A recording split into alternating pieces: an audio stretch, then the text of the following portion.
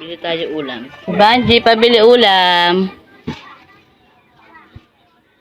Ito nga pala yung, ginataan. Dito ako nabili ng ulam kay Ate Banji.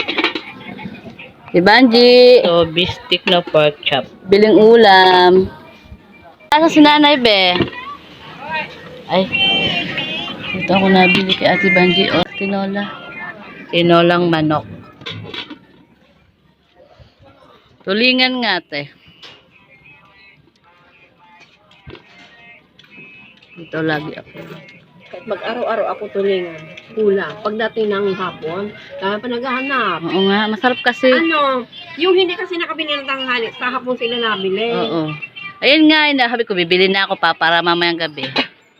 Kasi may ulam pa ako kanina eh. Ito siyam na piraso to. Oo. O, dadalawa na. Yan na lang, naubos na po ang kanyang, nag-ano kasi ako. Nagbablog ka?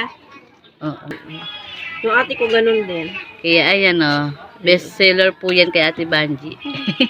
Isang piraso ay 40 pesos. O diba, sulit na. Ang sarap po niyan.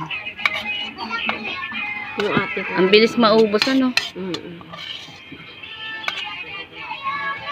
Oh, mamayang hapon wala nang aabutin. Oo nga, dapat dinadamihan mo na, te.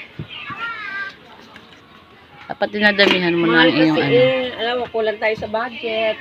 bagay.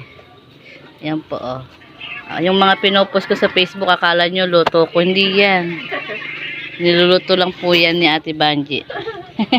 Sabi nila, ang sarap. Basta yung tulingan na pinopost ko, kanya yun. Muna Ate Banji. Ayan yung best cook.